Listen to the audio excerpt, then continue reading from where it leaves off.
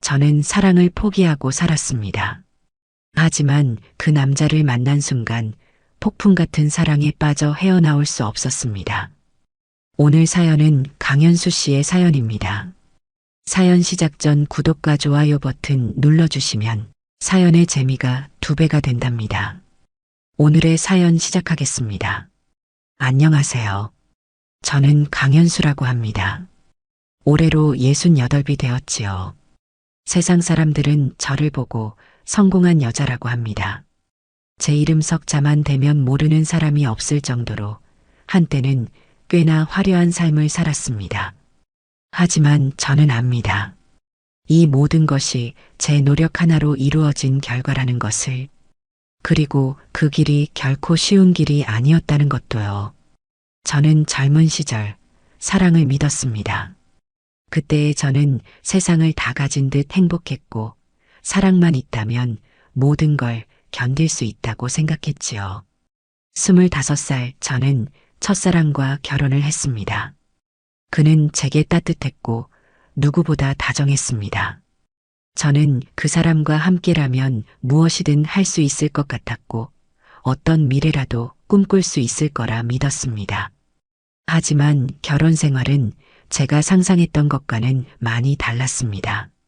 사랑 하나만으로는 모든 걸 해결할 수 없다는 걸 저는 결혼하고 얼마 지나지 않아 깨닫게 되었습니다. 우리는 성격이 너무 달랐고 바라보는 미래도 달랐습니다. 저는 아이를 가지길 원했지만 그는 그렇지 않았습니다. 처음에는 시간이 지나면 생각이 바뀔 거라 믿었습니다. 하지만 그 사람은 단호했습니다. 연수야, 우리는 둘이서도 충분해. 그가 그렇게 말할 때마다 저는 점점 지쳐갔습니다.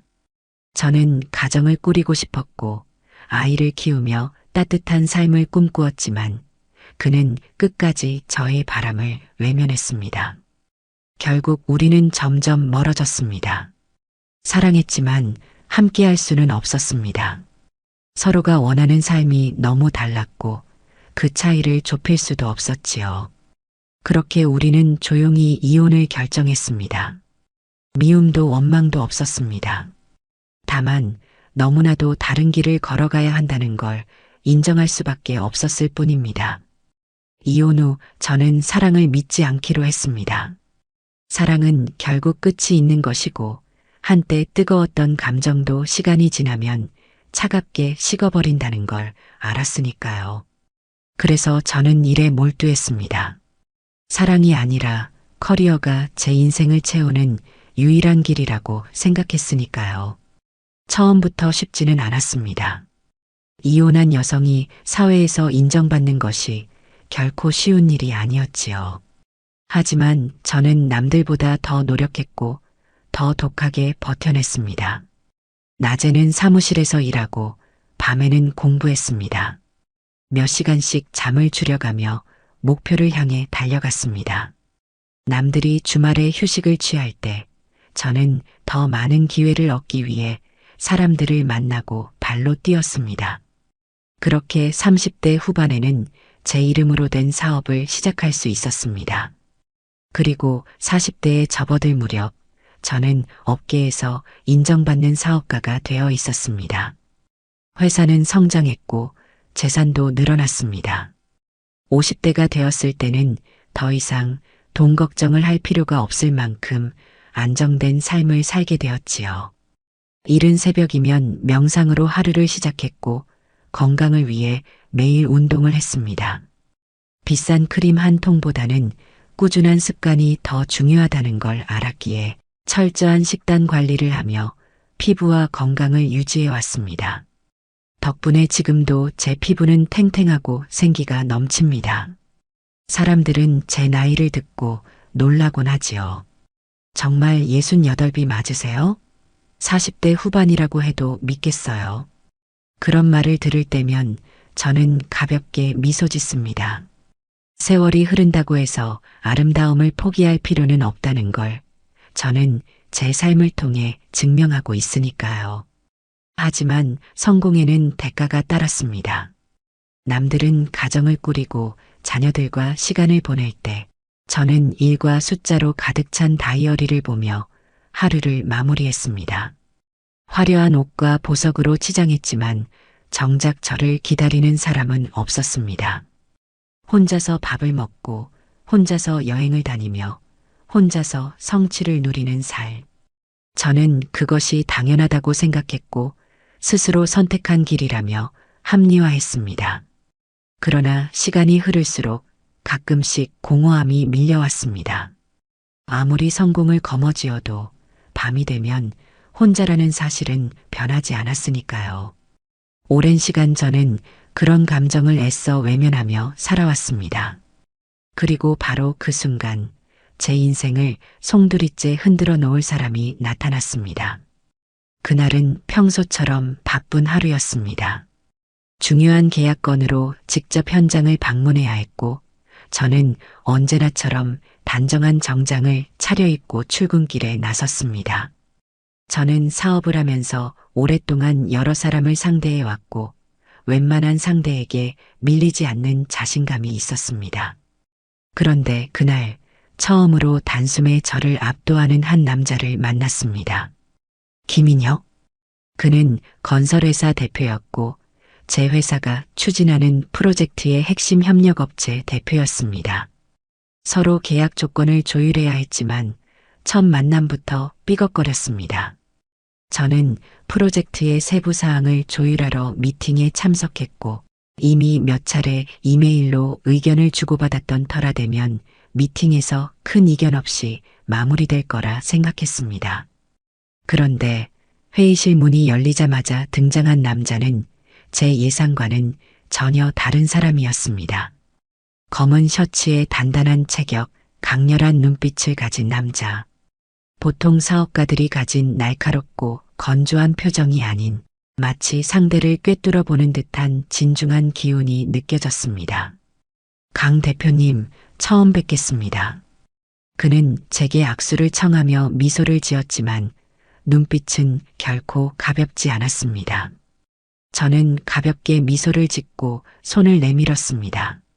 네, 김 대표님. 메일로만 이야기 나누다가 이렇게 직접 보니 반갑네요.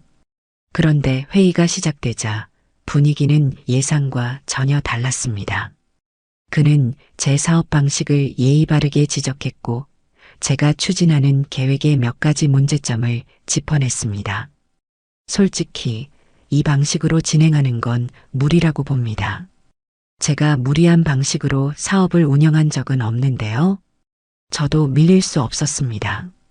제 분야에서 누구보다 경험이 많았고 한번 세운 계획은 철저한 검토 끝에 추진해 왔습니다. 그런데 그는 마치 제 방식이 틀렸다는 듯한 태도로 날카롭게 조언을 던졌습니다. 강 대표님, 이 계약이 성사되려면 서로 조율이 필요합니다. 아무리 경험이 많으셔도 시장은 변하고 있습니다. 그 말을 듣는 순간 저는 살짝 신경이 곤두섰습니다. 보통 저를 상대하는 사람들은 쉽게 제 논리를 반박하지 못합니다. 하지만 그는 태연한 얼굴로 제 전략을 흔들어 놓고 있었습니다. 김 대표님, 저는 제가 구축한 방식이 가장 효과적이라고 생각합니다. 그러자 그가 의미심장한 미소를 지으며 말했습니다. 역시 듣던 대로네요. 철저하고 단단한 분이라는 얘기 사실이었습니다. 그의 태도에 살짝 당황했지만 저는 이내 평정심을 되찾았습니다. 그렇다면 김 대표님은 저에 대해 미리 알아보셨겠군요? 그는 솔직하게 고개를 끄덕였습니다. 그럼요. 강 대표님 정도 되는 분을 상대하는데 준비 없이 올 순 없죠. 저도 나름 준비가 철저한 사람이라서요. 그 순간 저는 묘한 감정을 느꼈습니다. 저와 비슷한 태도, 자신감, 그리고 단단한 신념을 가진 남자. 그리고 그가 저를 바라보는 눈빛에서 이상한 기운을 감지했습니다. 마치 오랫동안 알고 지낸 사람을 다시 만난 것 같은 느낌. 회의가 끝나고 나서도 그의 말들이 머릿속에서 맴돌았습니다. 그리고 그는 뜻밖의 질문을 던졌습니다. 강 대표님, 혹시 저녁 식사는 하셨습니까? 순간적으로 저는 그 질문의 의도를 파악하지 못했습니다. 업무적으로 던진 말인지, 개인적인 관심인지, 아직이지만 회의가 길어져서요. 그러자 그가 태연하게 말했습니다. 그럼 저랑 저녁 한 끼 어떠십니까? 그냥 사업적인 대화의 연장선으로요. 하지만 그의 눈빛은 단순한 사업적인 관심 그 이상이었습니다. 그가 저를 자신과 같은 또래라고 생각하고 있다는 것이 느껴졌습니다. 그 사실이 이상하리만치 기분이 묘했습니다. 저녁 식사 자리. 김인혁과 단둘이 마주 앉은 순간 저는 순간적으로 이 자리가 단순한 사업 미팅이 아닐지도 모른다는 걸 느꼈습니다. 하지만 애써 그 감정을 지우려 했습니다. 이건 단순한 업무상의 연장선일 뿐, 그 이상도 이하도 아닐 거라고. 와인 괜찮으십니까? 그가 물었습니다. 고급 레스토랑, 은은한 조명이 비치는 테이블, 그리고 우리 둘. 너무나 자연스럽고도 익숙한 분위기지만 동시에 낯선 긴장감이 감돌고 있었습니다. 저는 가볍게 웃으며 잔을 들었습니다. 와인은 싫어하지 않죠. 하지만 술을 마시면 거래가 엉망이 될 수도 있는데요. 그는 잔을 들어 올리며 미소 지었습니다. 오늘은 거래보다는 서로를 좀 더 알아가는 자리가 아닐까요? 그 말에 저는 순간 눈을 피했습니다. 이 남자는 단순히 사업적인 대화만 하려는 게 아니었나 봅니다. 저는 목소리를 가다듬으며 다시 그의 눈을 마주했습니다. 김 대표님은 참 독특한 분이네요. 처음부터 제 사업 방식을 부정하더니 이제는 알아가고 싶다니요. 그러자 그는 여유로운 미소를 지으며 잔을 내려놓았습니다. 전 사업을 할 때 상대를 철저히 분석하는 편입니다. 하지만 분석만으로 모든 걸 알 수 있는 건 아니죠. 사람은 직접 부딪혀봐야 아는 거니까요. 그의 말은 마치 탐색전처럼 들렸습니다. 하지만 그보다 더 깊은 뉘앙스가 있었습니다. 저는 의도적으로 거리를 두려 했습니다. 좋아요. 그렇다면 사업적으로 이야기해 볼까요? 김 대표님이 보기엔 제 방식이 무리라고 하셨죠? 그의 눈빛이 번뜩였습니다. 네, 그렇습니다. 어떤 점이 그렇게 문제라고 생각하시죠? 저는 와인잔을 천천히 흔들며 시선을 고정했습니다. 그가 어떤 반응을 보일지 궁금했습니다. 그는 미소를 지으며 자세를 고쳐 앉았습니다. 강 대표님은 너무 치밀하십니다. 모든 걸 계획하고 예측하고 완벽하게 통제하려 하시죠. 하지만 비즈니스라는 건 때때로 즉흥성과 유연성이 필요합니다. 즉흥성과 유연성이라 그럼 김 대표님은 비즈니스를 감정으로 하시나요? 그의 미소가 깊어졌습니다. 아니요. 하지만 때로는 직관이 가장 강력한 무기가 되기도 하죠. 마치 첫눈에 반하는 것처럼. 그 순간 저는 가볍게 한숨을 내쉬었습니다. 이 남자 사업 이야기 속에서도 이런 식으로 치고 들어오다니. 사업과 사랑을 같은 선상에 놓는 건 위험한 발상이네요. 하지만 닮았죠. 사람과 사람이 만나 관계를 형성한다는 점에서 그의 태도는 너무도 태연했습니다. 저는 그런 그의 태도가 낯설었습니다. 남자들이 저를 만날 때면 늘 한 발 물러서거나 나이와 경력을 의식해 거리를 두려 했습니다. 하지만 김인혁은 전혀 달랐습니다. 강 대표님이 그렇게 완벽한 계획을 세워도 사람의 감정은 통제할 수 없는 거 아닌가요? 저는 잔을 들고 천천히 한 모금 마셨습니다. 그리고 고개를 들어 그를 바라보았습니다. 김 대표님은 말장난을 참 잘하시네요. 그는 가볍게 웃었습니다. 말장난이 아니라 사실을 말하는 겁니다. 그럼 제 감정도 김 대표님이 예측할 수 있겠네요? 그는 천천히 잔을 내려놓으며 제게 가까이 다가왔습니다. 아니요. 하지만 지금 이 순간 강 대표님의 눈빛은 저를 거부하지 않는 것 같은데요. 그 순간 심장이 한번 크게 뛰었습니다. 나는 거부하고 있는 걸까? 아니면 정말 거부하지 못하고 있는 걸까? 그의 시선은 날카로우면서도 묘하게 따뜻했습니다. 마치 제가 무너질 때까지 기다리는 듯한. 김 대표님, 저는 감정을 쉽게 믿지 않습니다. 그렇겠죠. 살아오면서 많은 걸 경험하셨을 테니까요. 그럼에도 불구하고 제 감정을 분석하려는 건가요? 그는 천천히 웃었습니다. 아니요. 그저 알고 싶을 뿐입니다. 그의 말은 너무나 솔직했습니다. 숨겨진 의도가 있는 게 아니라 정말로 저를 알고 싶어 하는 사람의 눈빛이었습니다. 순간 저는 혼란스러웠습니다. 그와의 이 식사 자리가 단순한 사업 미팅이 아니었다는 것을 깨닫는 순간이었습니다. 그와 마주 앉아 있는 이 순간 저는 어쩐지 이성적으로 판단할 수 없을 것 같았습니다. 그 남자는 처음부터 저를 보고 있었습니다. 그리고 저는 그 시선을 피하지 못하고 있었습니다. 그날 이후 김인혁과의 만남은 자연스럽게 이어졌습니다. 사업적으로 마주칠 일이 많았고 그는 항상 스스럼 없이 제 앞에 나타났습니다. 강 대표님, 오늘 저녁은 저랑 하시죠. 어느 날은 이렇게 자연스럽게 다가와 식사를 제안했고 강 대표님, 커피 한잔 할 시간은 있으시죠? 다른 날은 아무렇지도 않게 제 사무실 앞에 나타나 커피를 건넸습니다. 처음엔 단순한 업무적 관계라 생각했습니다. 하지만 그와 함께하는 시간이 길어질수록 이상하게도 제 하루가 그를 중심으로 돌아가고 있음을 느끼기 시작했습니다. 김인혁은 늘 당당했고 솔직했습니다.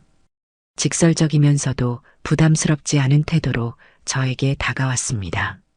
강 대표님은 참 신기한 분이에요. 그가 어느 날 문득 말했습니다. 어떤 점에서요? 겉으로는 완벽하고 강인해 보이지만 가끔은 혼자 있는 걸 더 좋아하는 사람처럼 보여서요. 그는 가볍게 웃으며 저를 바라보았습니다. 저도 그래요. 그 순간 저는 무언가 울컥하는 감정을 느꼈습니다. 김인혁은 제게 동질감을 느끼고 있었습니다. 그는 저와 닮아 있었습니다. 겉으로는 강하고 완벽한 척하지만 속으로는 누구보다 외로웠던 사람. 그와 함께 있을 때 저는 이상하게도 편안했습니다. 하지만 문제는 제 나이였습니다.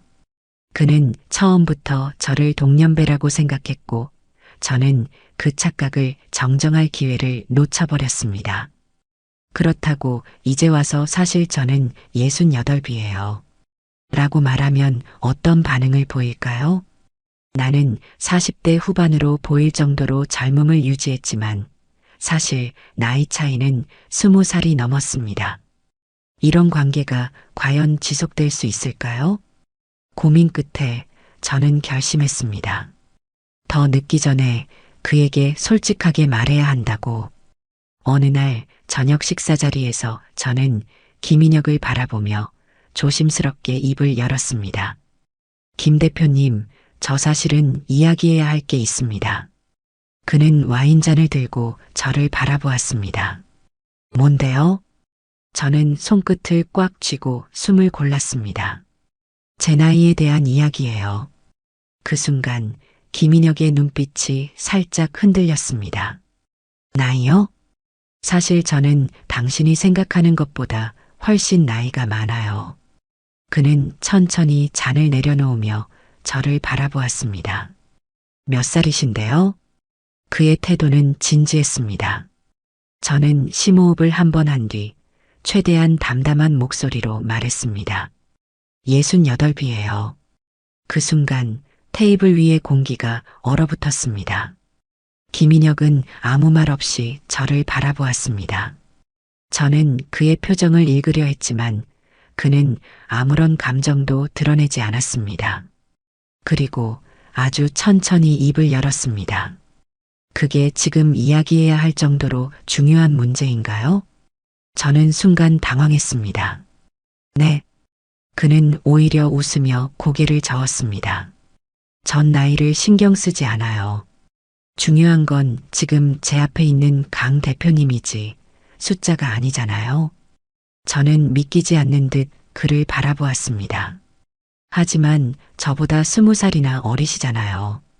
그러자 그는 천천히 고개를 저으며 제 손을 잡았습니다. 그럼요. 그런데요. 그의 손길은 따뜻했습니다. 그의 눈빛은 여전히 변함이 없었습니다. 전 단 한순간도 강 대표님을 나이로 바라본 적이 없어요.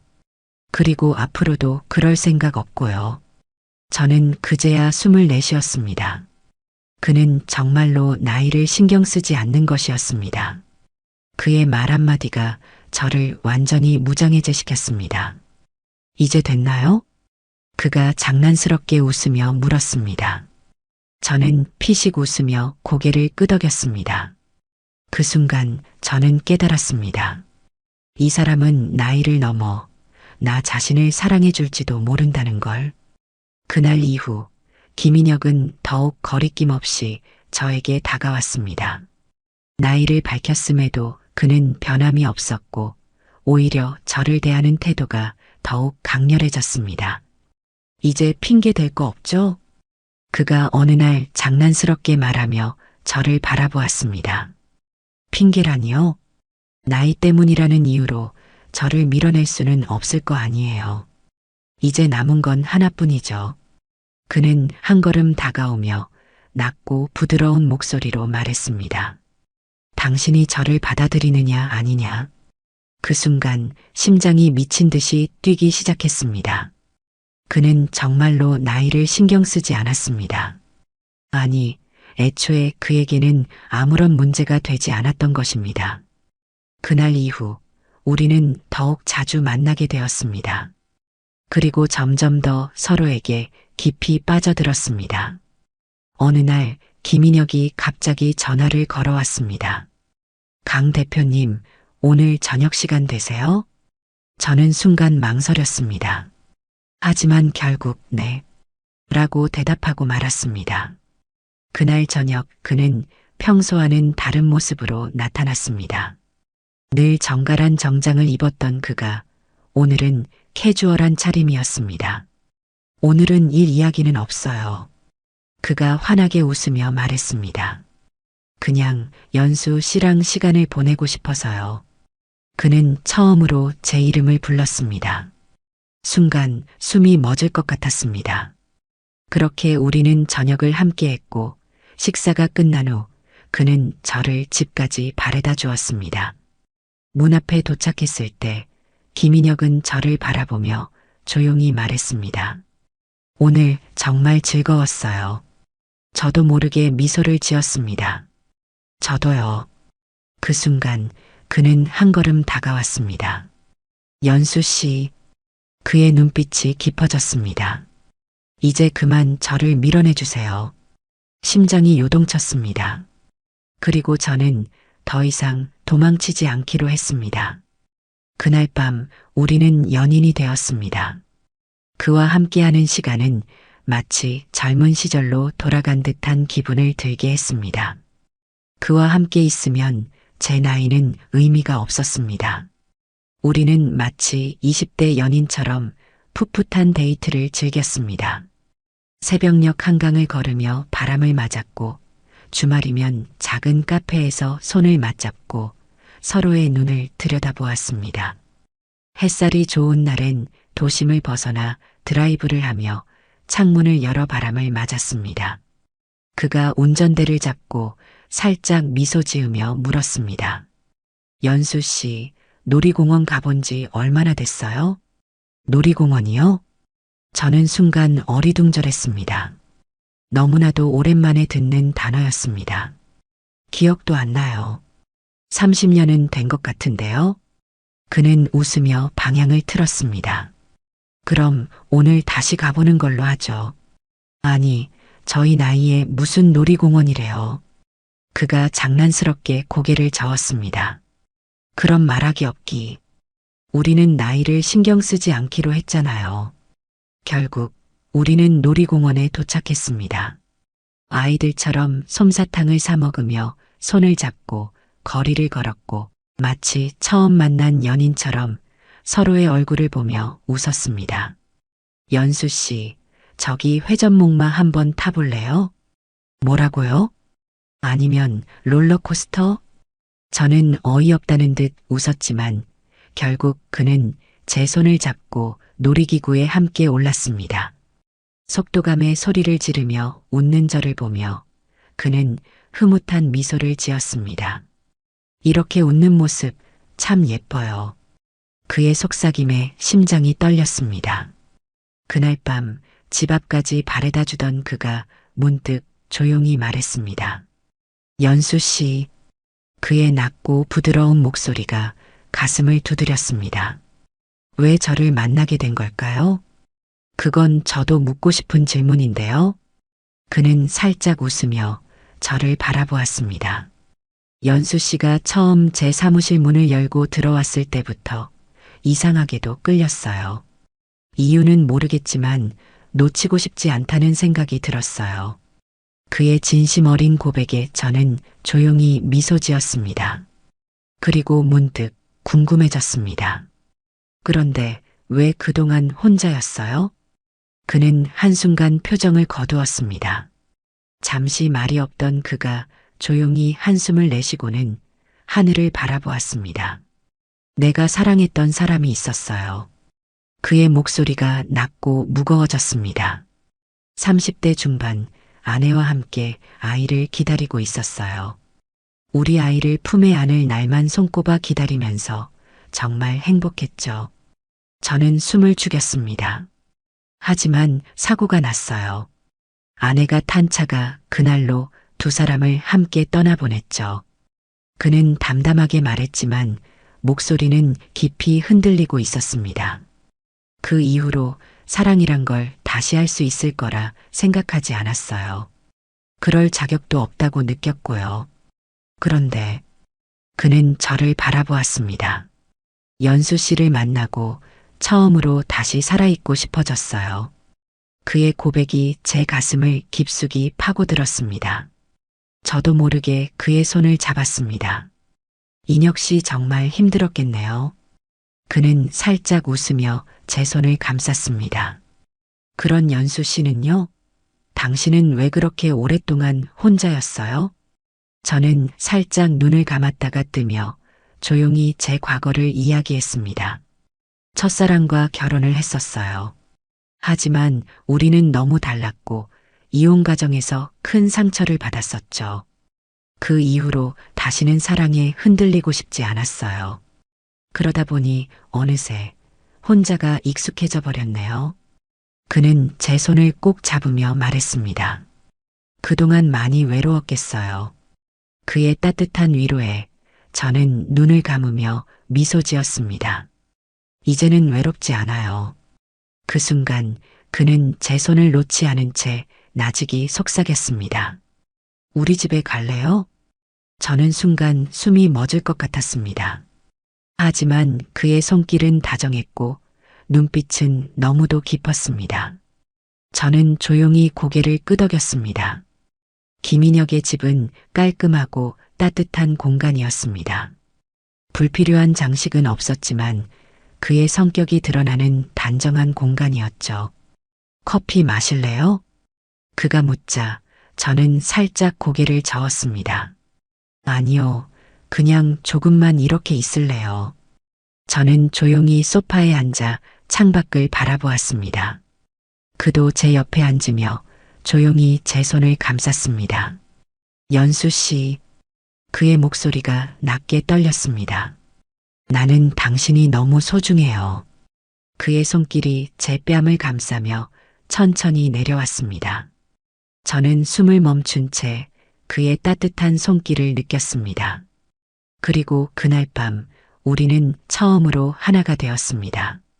처음 우리의 관계를 알게 된 사람들은 놀라움을 감추지 못했습니다. 저와 김인혁이 함께 있는 모습을 본 사람들은 하나같이 믿기 힘들다는 표정이었고 뒤돌아서서는 수군거렸습니다. 연수야, 너 미쳤어? 20살 연하 남자랑 연애를 한다고? 가장 먼저 반응을 보인 건 제 오랜 친구 혜정이었습니다. 그녀는 제 손을 잡고 다급하게 속삭였습니다. 이건 말도 안 돼. 연수야, 내가 얼마나 훌륭한 여자인지 내가 누구보다 잘 알지만 사람들 입방아에 오르는 거 감당할 수 있겠어? 저는 가만히 그녀를 바라보았습니다. 혜정은 늘 저를 걱정해주는 친구였습니다.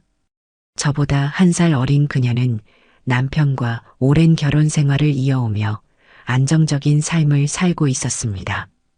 그녀가 이해하지 못하는 것도 당연한 일이었죠. 혜정아, 나도 이 관계가 쉽지 않다는 거 알아. 하지만 그 사람과 있으면 내가 살아있다는 느낌이 들어. 살아있다? 연수야, 그런 건 착각이야. 그냥 오랜 외로움이 만들어낸 감정일 뿐이야. 현실을 봐. 결국 저 남자도 내 돈을 노리는 게 아닐까? 그녀의 말이 끝나기도 전에 제 안에서 무언가가 차갑게 가라앉았습니다. 그 사람이 그런 사람이 아니야. 내가 어떻게 알아? 연수야, 사랑에 빠지면 원래 다 그렇게 보이는 거야. 하지만 시간이 지나면 본 모습이 드러나는 법이야. 남자 나이 48이면 충분히 능력 있고 멀쩡한 나이야. 근데 왜 지금까지 혼자였을까? 저는 혜정의 말을 부정하고 싶었지만 그녀가 던진 질문이 제 가슴을 찔렀습니다. 사실 저도 궁금했던 적이 있었습니다. 왜 김인혁 같은 남자가 결혼하지 않고 혼자 살아왔는지. 하지만 저는 이미 그의 아픔을 알고 있었습니다. 그는 사랑하는 아내와 아직 태어나지도 않은 아이를 잃고 혼자가 되어버린 남자였습니다. 그는 지난 세월을 홀로 견뎌냈고 다시 사랑을 할 거라 생각하지 못했다 했습니다. 혜정아, 인혁 씨는 그런 사람이 아니야. 넌 확신할 수 있어? 연수야, 너는 내 전 남편과도 오래 살았지만 결국 이혼했잖아. 사람은 다 겉모습만 보고 알 수 없어. 하물며 내 재산이 얼마나 많은데 그 남자가 그걸 모를 리가 있겠어? 그 사람은 내 돈 같은 거 신경 안 써. 넌 그걸 어떻게 확신해? 그녀의 단호한 질문에 저는 아무 말도 할 수 없었습니다. 그녀가 틀렸다는 걸 알면서도 한편으로는 흔들렸습니다. 그날 밤 저는 혼자 집에서 와인잔을 기울이며 깊은 생각에 빠졌습니다. 이 사랑이 정말 맞는 걸까? 나는 착각하고 있는 걸까? 그때 휴대폰이 울렸습니다. 화면에는 김인혁이라는 이름이 떠 있었습니다. 여보세요. 연수 씨, 자고 있었어요? 아니요, 그냥 생각 좀 하고 있었어요. 무슨 생각이요? 저는 망설이다가 솔직하게 말했습니다. 주변에서 우리 관계에 대해 말이 많아요. 잠시 정적이 흘렀습니다. 그리고 그가 낮고 단단한 목소리로 말했습니다. 누가 뭐래요? 그냥 다들 우리 관계를 쉽게 받아들이지 않아요. 그리고 혜정이가 그러더라고요. 혹시 당신이 내 재산을 보고 나를 만나는 게 아니냐고. 말을 내뱉고 나니 스스로가 초라해지는 기분이었습니다. 그런데 그는 예상보다 차분했습니다. 연수 씨도 그렇게 생각해요? 그의 목소리에 담긴 감정을 읽을 수가 없었습니다. 저는 대답하지 못하고 침묵했습니다. 그러자 그가 깊은 한숨을 쉬며 말했습니다. 사람들은 우리가 함께 있는 걸 이해 못하겠죠. 그리고 우리 사이에 뭔가 다른 이유가 있을 거라고 생각하겠죠. 하지만 연수 씨, 저는 당신이 단 한 번이라도 제 진심을 의심했다면 그게 더 가슴 아플 것 같아요. 아니, 전 당신이 없으면 안 돼요. 이 마음이 재산 따위와 바꿀 수 있는 거라 생각하지 마세요. 그는 한순간도 흔들리지 않았습니다. 세상이 뭐라고 하든 저는 당신을 지킬 겁니다. 제가 사랑하는 사람을 위해서라면 세상의 시선 따위 아무것도 아닙니다. 그의 단호한 목소리에 저는 천천히 눈을 감았습니다. 그 순간 마음이 정리되었습니다. 사랑이란 것은 결국 상대를 믿는 것이기에 저는 그를 믿기로 했습니다. 그날 밤 제가 걱정되었는지 김인혁은 저를 바로 찾아왔습니다. 김인혁은 제 앞에서 무릎을 꿇었습니다. 그의 손이 제 손을 조심스레 감쌌고 눈빛은 흔들림 없이 단단했습니다. 연수 씨, 나와 함께 살아요. 순간 심장이 크게 뛰었습니다. 뭐라고요? 같이 살자고요. 그는 손을 꼭 쥐며 말을 이어갔습니다. 지금까지 우리는 세상의 눈치를 보느라 힘들었잖아요. 이제 그럴 필요 없어요. 나만 믿어요. 우리가 함께라면 누구도 우리 사랑을 흔들 수 없어요. 저는 한동안 아무 말도 하지 못했습니다. 동거라니. 그런 선택을 할 수 있을 거라곤 생각해 본 적이 없었습니다. 하지만 지금 그의 눈을 보고 있으니 왜인지 모든 두려움이 사라지는 것만 같았습니다. 하지만 나는 결혼 생활이 실패로 끝난 사람이에요. 그게 무슨 상관이에요? 나는 혼자가 익숙한 사람이고 당신과 함께 살면 부담이 될까봐. 연수 씨, 나랑 같이 살아보지도 않고 겁부터 먹으면 어떡해요. 그는 조용히 웃으며 제 손등을 쓰다듬었습니다. 내가 불편하면 언제든 말해요. 내가 맞출게요. 내가 더 노력할게요.